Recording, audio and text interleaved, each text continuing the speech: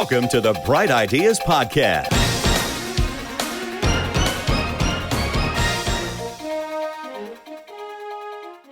Please join me in welcoming my co-host, Stephan, to the show.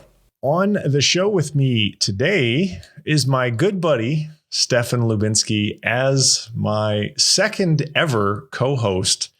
And I think we're probably going to be doing a lot more of these because I'm really interested in testing out this new format of the show. And so folks, if you're a regular listener and you're accustomed to my traditional interview where I ask a lot of questions and the guest gives a lot of answers, I would very much like to have your feedback on this particular format. That said, for those of you, Stephan, people in my audience may not know who you are. And so let's start That's there. a pretty good bet. A little bit of an introduction to you and your experience in life and so forth. Thank you, Trent. I would say for the last 15 years or so, I have either worked for startups or agencies focused on social or media tech. So I was the founding vice president of sales and marketing for the first ever social television network, which was YouTube TV. Mark Burnett was an investor. So that was kind of one of the high flying and then fast crashing startups that I've worked for. After $140 million in that particular project, not to find any lift. At any rate, and then after that, I started consulting to startups and agencies, and then I had one of those midlife crisis type of events that we won't go into, but ultimately it was really one of those soul-searching times to make a move for the next chapter. And I stopped really working with companies and agencies for the most part. I still do have a little bit of work with really small SaaS startup founders. But for the most part, I work with individuals. So I guess it's a little bit more of coach consulting now for people that are solopreneurs, consultants, coaches, et cetera, one-man bands that are trying to figure out how to keep the pipeline full so they can do what they want to do. All right. Thank you for that. So folks, in case you're wondering what Stephan and I are going to talk about today, it is lead generation, B2B lead generation. How do you get people to put time on your calendar so that you can talk to them about your stuff? So let's break this down. Here's the subtopics, as it were, of what we're going to cover in today's discussion. Understanding your ICP or your ideal customer profile. We're going to talk about why that's incredibly important, how to do that, common mistakes, and so forth. Then we're going to talk about how, with respect to outbound particularly, how to build a really, really focused list of, I call them suspects. They're people who you think could be really good customers. Once you talk to them, then they become a prospect. Then after that, we're going to talk about how to leverage personalization at scale so that you can dramatically increase your conversion rate, because obviously the higher the conversion rate, the better your results. And we're going to talk about some very interesting, and I'll call them growth hacking techniques that I've used to very quickly test your messaging, because messaging is going to be a really important part of any marketing. Obviously, if you say the wrong things, nobody pays attention. Then we're going to talk about how to automate and scale up whatever it is that you're doing. And then we'll round out today's discussion by talking about some of my favorite tools to help you make this easier, less labor, more delegation, and so forth. So with the stage today's set, podcast 8 hours? Yeah, obviously we may not have time to do all those things. And if we don't cover them all in this, we'll cover them in another episode. So that's a very good point. And obviously there's only so deep we can go in each of those. But hopefully by the time you're done listening to this, you will have a much better idea of how to make your outbound prospecting more successful than it is today. All right, so let's talk about ideal customer profile. Some people will also refer to this as a buyer persona. Stephan, why is this such a big deal? Why you got to have one of these things? So, when it comes to marketing, right, I like to say that you're trying to get the right message in front of the right person at the right time. That's kind of the three legs of the stool. So what we're talking about in this component is the right person. Obviously, if you've crafted masterful messaging and you've built out however it is, whether you're using a funnel or just a drip email campaign or however it is you intend, whether it's 360, Omnicom, whatever. If you're directing all of that to the wrong person, then obviously you're not going to go anywhere. That stool is not going to stand up, right? All three legs have to be there. So the biggest mistake that I see here, and I used to own an agency, and I interviewed, when I ran my agency right here on this show, I interviewed a lot of other agency founders, and in my coaching program, I remember seeing the same problem. They try to be everything to everyone because there's a fear. They fear that if they say, I am, for example, with Flowster, we're about to tighten up our homepage even more, something to the effect of growth hacking playbooks for SaaS founders. So when a SaaS founder is there, he's like, hey man, this is for me. But here's the thing. Much like a marketing agency that does pay-per-click advertising and does, SEO and does all the things that an agency does, you could kind of do that for anybody. And you could probably get reasonably good results for anybody. Much like Flowster, most anybody in any industry really could use Flowster. It's process management software. So it's kind of industry agnostic. So you have this product or a service that appeals to a wide market, and that creates a real problem from a marketing perspective, because what happens if you try to boil the ocean? Well, first of all, if you have enough money, then it's not a problem because you're going to segment that marketing to all those audiences. So there's no problem there. There's no problem. It's great. And frankly, I think as far as Flowster is concerned, you may be tightening that landing page up to speak to SaaS founders because you are one, and that might be the highest and best use for where your product is today. But you know that I already recommend Flowster to my clients who are solopreneurs and consultants and so on and so forth. So what I would say is you got to pick your lane of whatever you're considering either the most valuable, highest, or rather lowest hanging fruit, highest lifetime customer value, maybe shortest acquisition time. There's a lot of factors that go into deciding what that first audience is going to be, unless your product really only is for one audience, right? Yeah, then it makes it a lot easier. For the folks that have a product or a service with wide appeal, think of a metaphor like a bowling pin or a stack of bowling pins. Yeah. If you try and knock them all down, it's pretty hard to get a strike on your first bowl. But if you just want to knock one pin down, it's a whole lot easier. So the first mistake that I see so many people making is they're trying to knock all the pins down at once. So my advice for you is you might want to say, okay, eventually I'm going to get all 10 of the pins, but you need to get the first pin first. You need to get traction with your first cohort first. So how do you do that?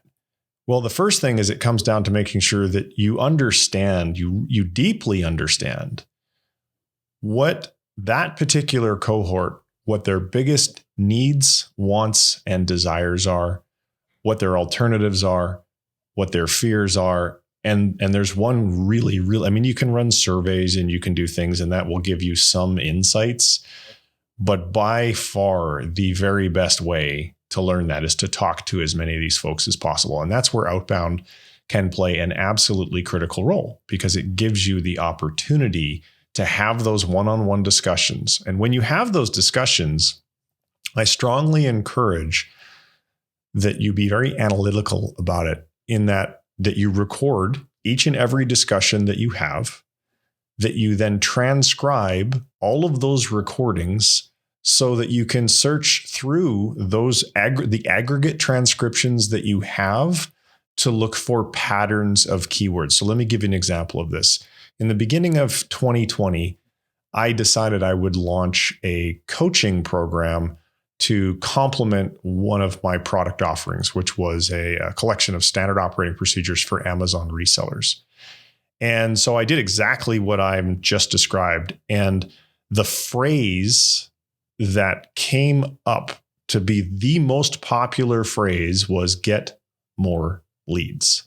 So after I talked to enough people and analyzed all these transcripts, I knew that the language that they used to describe their number one problem was 3 words: get more leads. So when I developed the landing page for the sign up of my coaching program, what 3 words do you think I put on that page? Get more leads. Yep. And people signed up in droves. In the first 6 weeks, we sold $60,000 worth of the coaching program. So I guess takeaway, and I'm looking at time already to make sure that we try and keep ourselves on schedule. Well, I mean, listen, to be candid, you can do a whole episode on ICP, and that could be valuable. You could. But one of the things that I think actually would be useful for people listening, this is one of the things that we're going to keep touching on. I think the reason that I'm a big fan of Flowster and playbooks is because instead of learning something, you're doing something. So instead of when you're done at a playbook, you haven't learned about whatever the process is, you've completed the process. So for people listening to what you've just said, you gave a strategy that was, if you really want to understand who your ideal partner is, you should speak to them, your market, and you should learn from them, and then you should transcribe it, and you should look for these threads and these phrases. So my question to you is, for people listening, is they're saying to themselves, how do I do that? Meaning, what does the email say? I'm reaching out to whom? My potential customer, and I'm going to say, hey, I would love to chat with you. I don't want to sell anything to you. This is purely an investigation. So talk to me a little bit about what words you use to convince people that don't know these people, and why they're going to give them time to give them this important feedback. So that's something, I guess we'll do this a little bit out of order, because that was our test messaging section, but we can talk about that now just fine. Yeah. So you need to figure out how to get the attention of people that don't know who you are, so that you can have a conversation with them. And there's a lot of different ways to do this, but I'm going to talk about 2 that I have personally used with high levels of success. So let's talk about the manual way first, because everybody can do this very easily. You don't got to sign up for any tools, nothing. So if I identify somebody, like the other day, I'm producing a series of blog posts that I want feedback from influencers in my space. I want them to ideally come and leave a comment on my post or tweet the post out or what have you to help amplify and gain social proof. These people, so Jason Fried, founder of Basecamp, never talked to him, never had him on my show, didn't know me from Adam. He was one of the people who I got in touch with. And now, rather than just send him a cold email, hey man, can you do me this favor? Because that's going to go nowhere.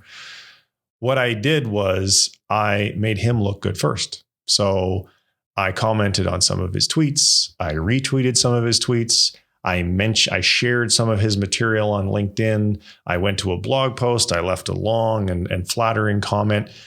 And I did this over a period of a couple of days. Now, it's only a few minutes per interaction. So we're not talking hours and hours and hours of time.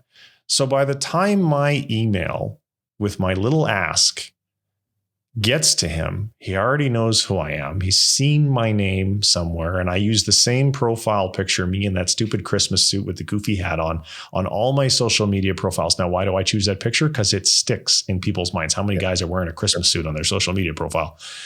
Right. So by the time that my email got to him, he replied. And I basically was like, hey man, I'm coming out with this great post. I think given what you write about and what you talk about, I think you would really enjoy it. Is there any chance that you would like to have a look? And he replied, he's like, yeah, absolutely. Send me a link. So that by sharing other people's stuff, go ahead. So take a beat for a second there, because I will tell you that for people listening, I want you to write down, that's the first most important tip mentioned on this podcast so far. And I used to call this strategy blowing digital sunshine. And totally. It is how you avoid cold calls and turn them into lukewarm calls or lukewarm outreach. So from cold to lukewarm. And so I just want to re-encapsulate for people that this is a moment where you stop what you're doing and you either write something down or you use brain toss like I do. And remember that if you want to greatly, drastically increase your response rates from key target people that you would like to connect with in any capacity, whether it's to ask them questions or comment on your blog post or whatever it may be, this process of what I call blowing digital sunshine, where you are liking and commenting and not asking anything, you're just saying, hey, what a great job this post is, and I like that. Everybody goes into their notifications, everybody. And they will see your name in LinkedIn. They'll see your name on Twitter. They're going to see your name on Instagram. And then when an email comes in with your name, they may not say to themselves, I know that person. but there's some part of their brain that recognizes the name and greatly increases the chance that they will open, read, and reply. Absolutely. So if you identify 10, 20, 30 people in your niche that would be very important for you to understand the words that they use to describe their problem, there is a manual way that you can do it. Now, if you are a fan of, if you don't like doing things manually and you're a fan of trying more automated approach, here's another method for you. So you can use, there's a variety of LinkedIn automation tools in the market. The one that I happen to quite like is Expandy.io. And I like it because it's cloud-based and it's not a Chrome extension, which means that it runs whether your browser's open or not, whether your computer's on or not. And you can throttle the pace at which it mimics human behavior, because in case you aren't aware, LinkedIn terms of service strictly forbids that you use any form of automation tool at all. And if you get caught, if the algorithm catches you, they will restrict your LinkedIn account, which is to say you'll be locked out of your account for a period of time. So, and you could even do this manually too if you wanted to. You could have and if you don't want to you have a VA do this on your behalf. So you don't even have to go sign up for that software to do this. Essentially, what you're looking for is what connect message gets me the greatest response rate. For example, I've had campaigns where my connection rate, in other words, the percentage of the people that I sent a connection request to, where my connection rate was 10%. Not very good. I have also had campaigns where my connection rate was 60%. Much, much, much better. So the takeaway from that is the words that you're using in your connect rate are going to inform you as to what it is that these people want to hear. Now, in my case, I do want to disclose it was a relevancy thing. I knew that the higher connection rate was achieved because I knew that these people had commented on a very popular post on LinkedIn, or they had attended a particular LinkedIn event. And again, super easy to manually do this, have a VA do this, because then I was able to say, hey, Stephan, I noticed that you also commented on the so-and-so post. Clearly, we have the love of growth in common. We should totally connect. And it was really easy to get, 6 out of 10 people, 6.5 out of 10 people said yes. And then, then same thing like we were doing, just talking about, after they accept your connection request, if you want, you can, write them a personalized message, or you can share some of their stuff, or you can blow some digital sunshine, or whatever the phrase was that you used, so that you can get a conversation with these people. And then once you get their attention, all you're really saying is, hey, look, I respect you and what you're doing. You're very clearly an authority in this space, or you're an expert in this space, or you have a lot of experience in this space. I'm looking for some advice and some feedback on something that I'm working on. I would love it if, you could have a look at a post that I've written, or maybe we could schedule, I could buy you a virtual coffee and I could ask you some questions, or whatever it is that you would like to do. Once you have gotten their attention and built some rapport, the likelihood that they're going to say yes goes up exponentially. And then you can get that valuable data that you need to really dial in on your ICP. And by the way, so again, just to kind of recap for those taking notes here, and I hope you are, because the whole purpose of listening to these podcasts is to move your business and your life forward. So, the message here is figure out a way, whether it's your assistant or yourself, is turning something cold into lukewarm. Reach out to these people that are experts and influencers in your space. Get the feedback, because here's where we're headed. And this was about the landing page. Get that feedback, transcribe it, look for the words they are using, circle that part 3 times, search for the words that they are using, because that is why Trent put those words on the landing page. When the market at large that he's talking to, that these audience members represent as the ideal customer profile, are giving him the words that they're using, the challenges that they're having, when they go to that landing page and he's using their own words back at them, then they get there and say, oh, this guy speaks my language. He knows what my problem is, knows what my challenges are. So that was the entire process encapsulated for at least one of the strategies for figuring out to your ICP is another one, by the way, is talking to your existing customers. Because a lot of times we have customers who have bought from us and we don't necessarily know why or what engaged them or why they're our customer. And so that is easy low-hanging fruit, is reaching out to people that you're doing business with and seeing if you can suss out some of those trends that Trent was mentioning. So, Stephan, before we move on to building a focused list, is there anything else at all you'd like to add to this?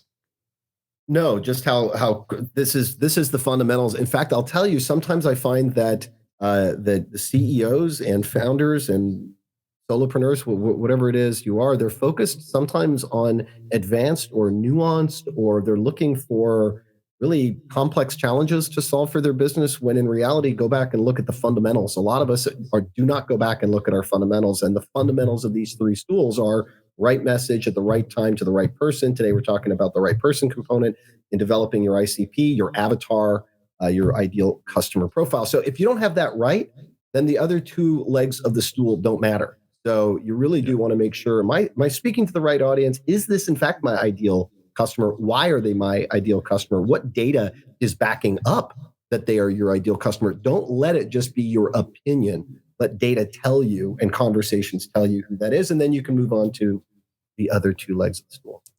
Let me close off with a quick metaphor that really underscores this point. What profession in the world closes the deal 100% of the time? Waiters. Servers.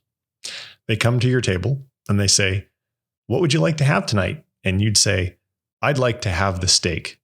"Oh, so it's the chicken for you then." And that's what a lot of marketers do. They don't listen. If they say, "I want the steak," give them the steak. Don't try and sell them the chicken.